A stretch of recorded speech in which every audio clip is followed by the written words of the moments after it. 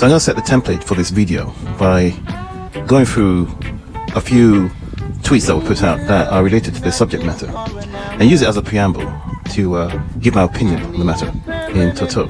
So I've got a few tweets, and I'm going to use one person specifically to sort of show you and demonstrate what we're talking about here when we talk about this sort of discrepancy and double standard that is applied when it comes to money, issues of money, legacy, the commitment to boxing, and all the other stuff that gets leveled at the fighters that are with PPC. And believe me, I'm part and parcel of that party of critics who level an enormous amount of critique at Al Heyman and PPC. But one thing that we do know for certain is that the PPC fighters themselves hardly ever complain about Al Heyman. In fact, once in a while when you do get somebody who does complain, they tend to sort of backtrack later, going as far back as what's his name, Matarusian, who quit on PPC a while ago, and then later backtracked and said that the man never did him anything wrong, and he truly and thoroughly regrets what he said. But that being said, we're going to use Rick Glaser because I think Rick Glaser really does demonstrate that sort of two-faced, racist. I have to call him racist, to be honest with you. I mean, some people might disagree because, you know, he loves to show his sort of dark-skinned wife. I'm not sure whether that's the kind of lady who actually refers herself as black, because you see, you have people who are Dominican and so on and so forth, and you automatically want to suggest that they're black, but they might not be black. He loves to show her there almost as some sort of symbol, as some sort of shield against the accusation of this prejudice and bias that he tends to reflect on social media a lot. But what I'm going to do is I'm going to read some of his tweets in regards to the situation with Jojo Diaz, Ryan Garcia, and then of course Canelo Alvarez and Kelly Plant, and the negotiations breaking down there. Now, we all know that he's not going to hold a favorable view of Al Heyman. That's just his thing. Before, I used to think he was an honest broker. I thought he was arguing in good faith, but in actuality, he's highly prejudiced, and I think he's racist. And I call him racist not simply because he might hold that view about black people. He was actually advocating that people should attack Chinese people over COVID. So I think he is, in fact, a racist and a big Trump supporter. So there you go. It is what it is. But sticking strictly to boxing, let's go through what I find to be odd. But I'm going to talk about him, and then I'm going to go into Joe Habeeb. All right? I'm going to use him, as I am using him now, as a segue, as a sort of preamble to get there. So the first tweet I'm going to put up is one that he highlights. Hashtag Ryan Garcia. Hashtag Jojo Diaz, forgive me. Good possibility this fall. Basically saying that the fight's going to take place.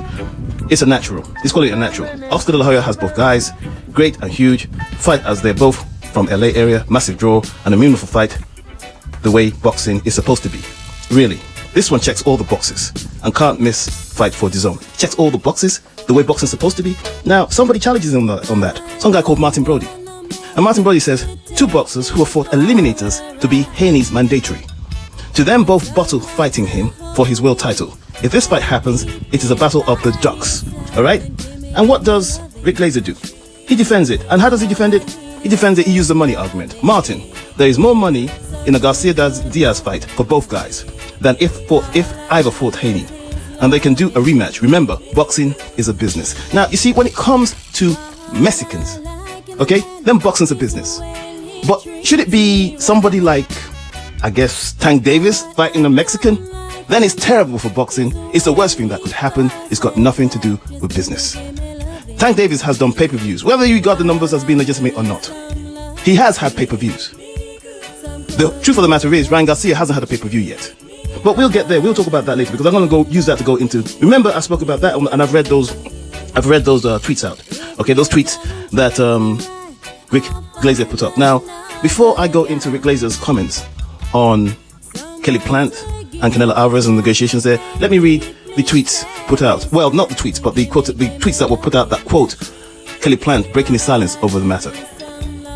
So let's start from Michael Benson and work our way backwards from there. Okay, so Michael Benson. Kelly Plant has claimed that Canelo talks are broken down due to ridiculous requests from the Mexican. One that is absurd. If I get injured or sick, he gets a late replacement for the same guaranteed money. But if he gets sick or injured, we got to wait. The next one up, of course, is ESPN Ringside. And they put up their opinion, and then later they quote Kelly Plant. The top, he says, Kelly Plant broke his silence on the fight negotiations, negotiations between his camp and Canelo Alvarez during a phone conversation with Mike Coppinger Tuesday evening. So Mike Coppinger got the scoop, but they write out what was supposedly said. I haven't heard it, but this is Kelly Plant according to ESPN Ringside. Canelo was offered the highest guarantee of his career. He was set to make $40 million plus Mexican TV rights and his Hennessy sponsorship. No problem, let's fight. We gave it to him. Then he wanted upside of gate and pay-per-view revenue. No problem, let's rumble. It was always agreed that it was a title unification, no rematch for either fighter. Towards the end of negotiations, they asked for a rematch when they lose. No problem. You can have the rematch as well. I just want to fight. I question whether legacy or money is their real motive. We've been waiting for him to get done with his wedding, shooting his TV show, his golf tournament, and now have tried to give him everything he wants and more to make this fight. Now, that falls in line very much with what we know about Canelo Alvarez. But let's go back to the way Rick Glaser is going to frame it for the people that listen to read his bullshit.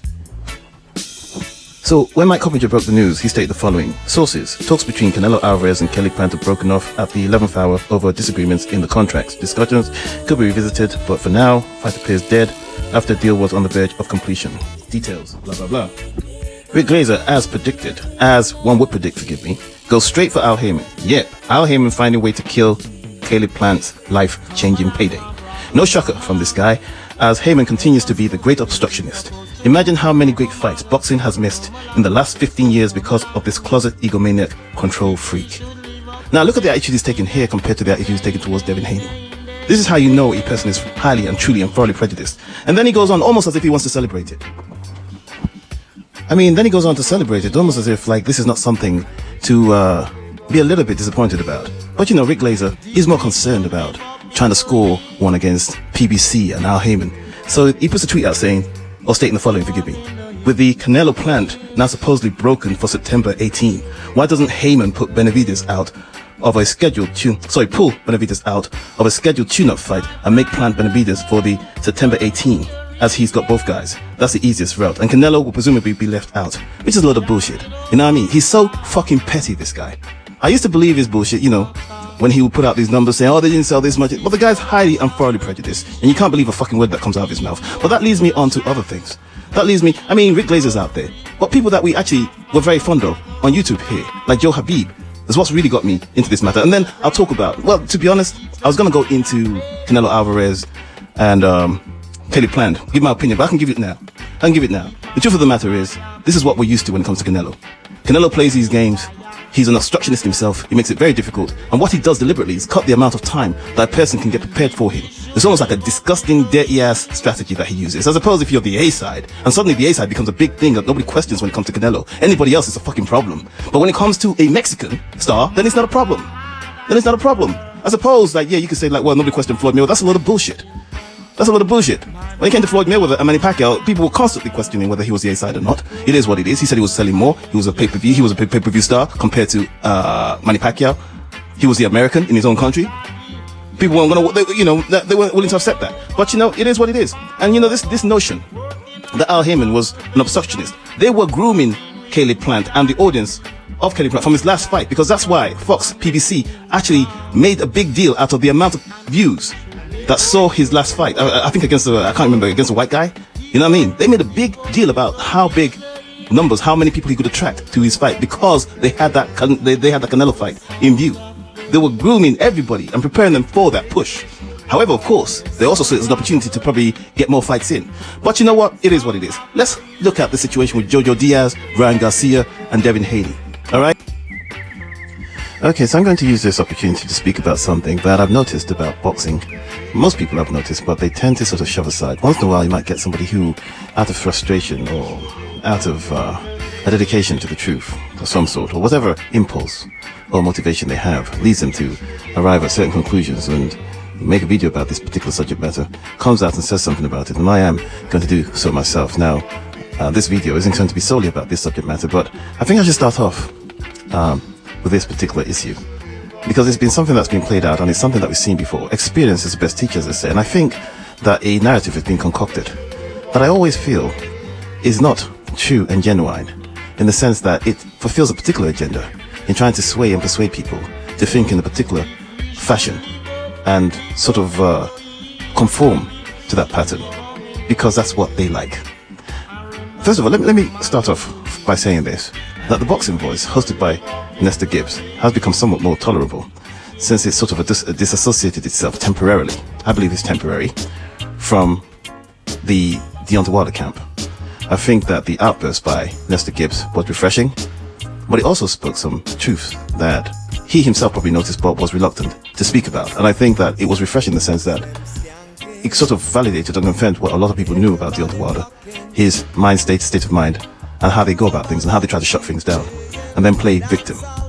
And they play victim. Why they are so hypocritical in the sense that they point fingers at other people about their mental strength and abilities and all this stuff, while in fact they are the most fragile group of people that you can find in boxing, alongside his fragile, forgive me, emotional and fragile fan base, which seems to uniquely consist of all these grown black men, very little women, very little children influenced, very little amount of children, very little amount of women, very little amount of young adults, as a matter of fact. You might find quite a few of those, but the young adults that you find that back Deontay Wilder, they're sort of easily led, and they're being led by these grown-ass 50-year-old men that, I don't know, but anyway, it is what it is. That's not what we're really going to get into today, because we're going to go into looking at the criticism I just gave to Deontay Wilder and a lot of people that you associate with PBC, Errol Spence, Gervonta Davis, Deontay Wilder, and the way we are able to criticize these people, and how suddenly, when it comes to situations like Canelo Alvarez, Jojo Diaz, and Ryan Garcia, if there is criticism at all, it's mild, and people come rushing to their defense. I was listening the other day where somebody was rushing to the defense of Ryan Garcia, like, no, he's not lying, he definitely has some mental breakdown, or so on and so forth, blah, blah, blah, blah, blah. The timing was just way too convenient. He'd be talking a lot of shit until that moment, okay? And then suddenly, out of nowhere, out of the blue, he's got to take care of his mental health. That's what's really important. He was all over social media, and the reason why you can't relate to it is that how does a person who seems to have so many advantages over everybody else then claim that they have mental difficulties or mental issues? You're universally acknowledged as almost being white in America, not just white but handsome, and based upon that you've been able to build a fan base on social media going into the millions with hardly doing anything, accomplishing that much anyway, okay? You've more or less got so much given to you just by way of being you, and yet you complain. What if you were dark-skinned and not that good-looking? Then what would we say? So this is where we say, you look at Canelo Alvarez, you look at Jojo Diaz, you look at Ryan Garcia, and then you look on the opposite of that at Devin Haney. You want to question where the fuck Joe Habeeb, who's just returned to the Boxing Voice, is coming from when he's trying to sell this narrative that people wouldn't want to see Devin Haney because, you know, his style is a bit boring. He would rather see Jojo Diaz versus Ryan Garcia. And then suddenly, out of nowhere, you got all these people trying to advocate for a fight between Rollie, Roland Romero, one of the worst fighters that you can find in that division at the moment, got a gift against his first big profile fight. He got a gift, and people universally acknowledge that. And he wasn't even humbled by it. Well, I suppose you don't have to be. I mean, it is what it is. He wasn't humbled by the experience. He decided to go on some tear and more or less stick his finger up at the fans and say, "Fuck you, I won." It is what it is. Big fan of Teofimo Lopez, and his association with Teofimo Lopez is actually quite important because, you see, we're going to go back to Joe Habeeb in this matter. Joe Habeeb is trying to sell the bullshit that we're used to. He's trying to direct people away from Jojo Diaz or Ryan Garcia fighting Devin Haney, claiming that Devin Haney's style is boring somehow. But you want him to fight. But you want him to fight a messy fighter like Roland Romero. Why? Because, Roland Romero will sell the fight because of what happens outside the ring rather than what happens inside the ring. You see, the problem I have is this. These boxing people, commentators, are hypocrites. They are absolute and total fucking hypocrites. What the regulation and rules and the guidelines are supposed to be is that the person that either Ryan Garcia or Jojo Diaz, one of them holding this eliminator belt or whatever the fuck it is, which they parade about unabashed, unashamedly, with the WBC on it, alright, is supposed to fight the person that has been appointed as a WBC champion. Now, how you got to be that champion is neither here nor there. The bottom line is this. You guys fought to get in that position, and suddenly, because it's this particular black gentleman that's there, you have a problem with fighting him, and you'd rather fight each other. These two Mexicans would rather fight each other, and you got people like Joe Habeeb sanctioning that and trying to press Roland Romero onto Devin Haney. I think there's something very disingenuous, borderline racist in that, to be honest with you. I think there's something truly disingenuous and borderline racist about that. You're trying to sell the idea that Roland Romero versus Devin Haney will sell. Based upon what?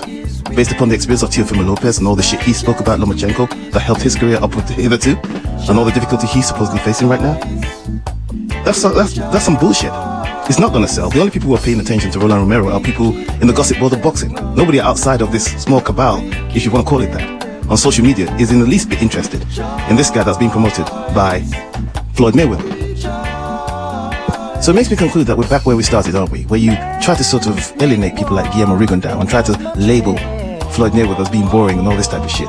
But unfortunately, somebody like Devin Haney doesn't have the star power of a Floyd Mayweather to actually counteract that yet.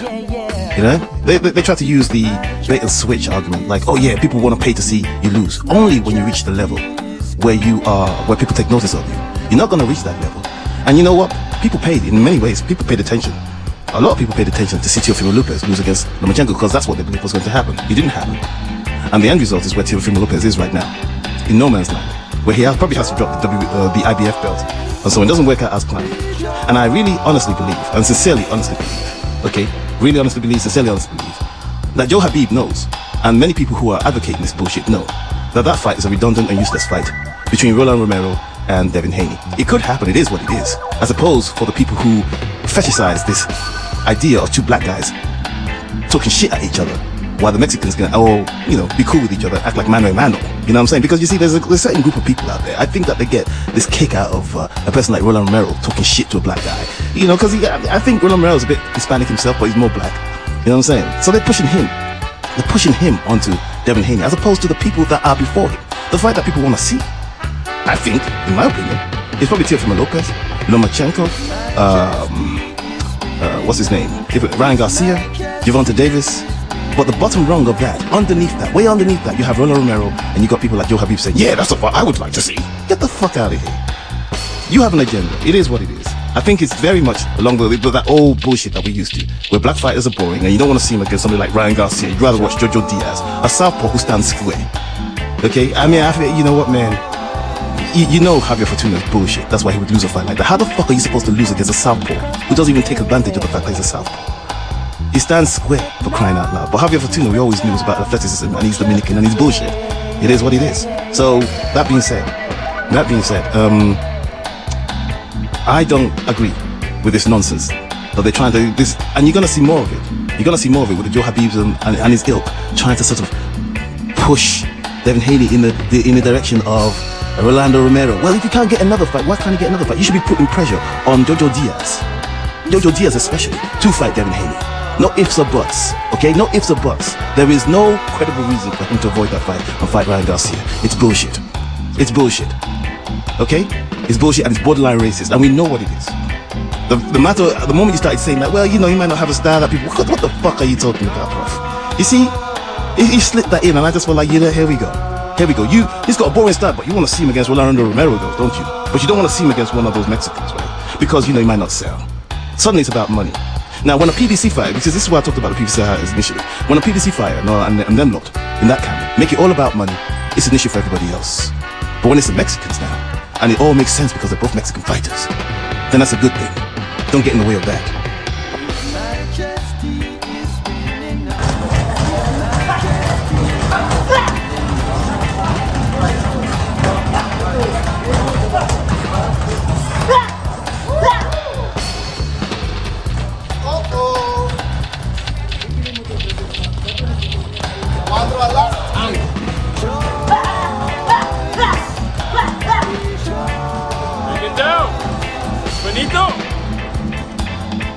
He's ready to go.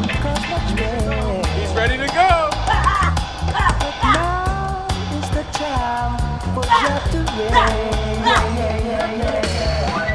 Go. Vicious.